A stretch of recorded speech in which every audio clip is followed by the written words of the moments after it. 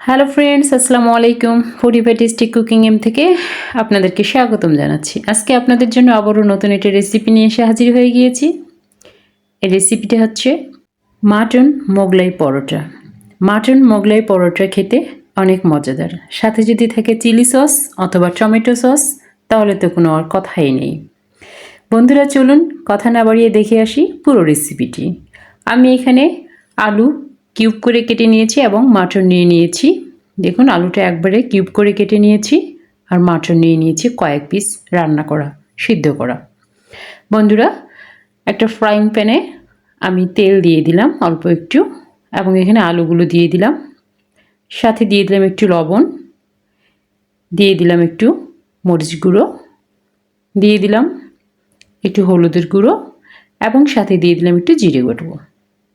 এই জিরে গুঁড়োটা দিয়ে ব্যাস আর কোনো মশলা ইউজ করব না। এটা জাস্ট আমি একটু হালকা সিদ্ধ করে নিব, তেলের মধ্যে ভেজে নেওয়া হবে। এটা ইম্পর্ট্যান্ট, মাটনটার সঙ্গে এটা আমি মিক্স করে নিব। সেই জন্য মাটনটা অলরেডি আমি ছোট ছোট করে কেটে নিয়েছি বন্ধুরা। এটা রান্না করা মাটন ছিল, রান্না করা মাটনটাই আমি ছোট করে কেটে নিয়েছি। এখন আমি এটা এই যে আলুগুলো ফ্রাই করা হচ্ছে, এই ফ্রাই করা আলুগুলোর মধ্যে এই মাটনটা আমি ঢেলে দিব। আমি ঢেলে দিলাম। এখন একটু নাড়াচাড়া করে নেব হালকা করে। এখানে আর কোনো মশলা ইউজ করতে হবে না, আর কোনো মশলা ইউজ করার কোনো প্রয়োজন নেই। বন্ধুরা অবশ্যই পুরো রেসিপিটা দেখবেন, অনেক মজাদার একটা খাবার এটা। দেখুন এটা আমার হয়ে গিয়েছে। এখন আমি এটা নামিয়ে নিব, চুলাটা অফ করে দিলাম। আমি নামিয়ে নিয়েছি। দেখুন পটেটো এবং মাটন একদম সুন্দর করে ভেজে নিয়েছি। আমি ডো করে রেখেছিলাম। ডোটা আমরা সাধারণত সবাই করতে পারি। পরোটার যেমন ডো করা হয় ঠিক সেরকম করে একটা ডো করে নিলেই হবে। আমি অল্প একটু ডো করেছি। এখানে 4টা মোগলাই পরোটা বানাবো আমি। বন্ধুরা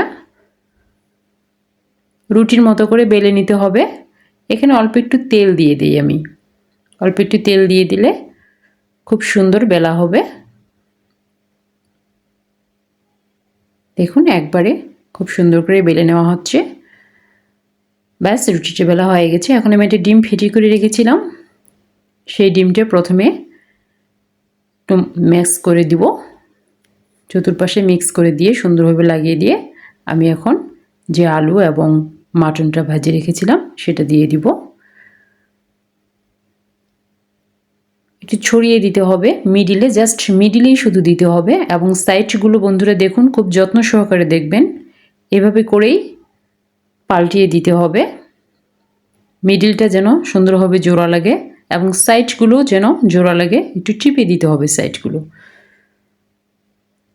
চাপে চাপে ঠিক এভাবে করে। ব্যাস রেডি আমার মোগলাই পরোটা ভাজার জন্য। আমি এভাবে করেই সবগুলো মোগলাই পরোটা বানিয়ে নিয়েছি বন্ধুরা। দেখুন এখন আমি সবগুলো ভেজে নেব। আমি তাওয়াতে তেল দিয়ে দিয়েছি, তেল গরম হয়ে গিয়েছে। এখন আমি এখানে মোগলাই পরোটা একটা করে ছেড়ে দিব। আমি দুটো মোগলাই পরোটা দিয়ে দিয়েছি, দুটো আমি একসঙ্গে করে ভেজে নেব। বন্ধুরা খুব সাবধানে ভাজবেন, তেল যেন গায়ে ছিটে না পড়ে।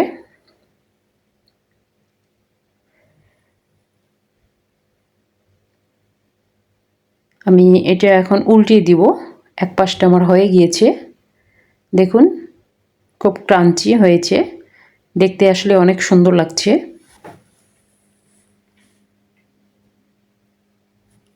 অবশ্যই এটা ডুবো তেলের মধ্যে ভাজতে হবে। তেল যদি কম হয় তাহলে আসলে ভালো লাগবে না, ভাজাও হবে না। ডুবো তেলের মধ্যে ভাজলে তখনই তেলটা গায়ে গায়ে মিশে এবং তেলটা উপরে নিচে ভিতরে সব জায়গায় ঢুকে। দেখুন বন্ধুরা আমার মোগলাই পরোটাগুলো অলরেডি ভাজা হয়ে গিয়েছে। এখন আমি তুলে নিব, তেলটা ঝারিয়ে তুলে নিব। দেখুন আসলে দেখতে যেমন স্বাদ, দেখতে যেমন সুন্দর, খেতেও তেমনি স্বাদ, অসাধারণ মাটন মোগলাই পরোটা। দেখুন ভেজে নিয়েছি। আমি এভাবে সবগুলোই ভেজে নিয়েছি বন্ধুরা। ভাজা আমার হয়ে গিয়েছে। অনেক সুন্দর, অনেক টেস্টি, অনেক ক্রাঞ্চি। আমি আপনাদেরকে কেটে দেখাচ্ছি, তাহলে আপনারা বুঝতে পারবেন। দেখুন, একদম ভিতরটা ফ্লাপি হয়েছে। মাটন এবং পটেটো একাকার হয়ে গিয়েছে। দেখুন, খুব ক্রাঞ্চি, উপরটা ক্রাঞ্চি, ভিতরটা সফট। সাথে একটু যদি চিলি সস বা টমেটো সস থাকে, তাহলে বন্ধুরা তো কোনো কথাই নেই। একটু চিলি সস নিয়েছি আমি, আপনাদেরকে একটু দেখিয়ে দিচ্ছি, বা আমি একটু খেয়ে ট্রাই করে নিচ্ছি। একদম টেস্টি। থ্যাংক ইউ বন্ধুরা।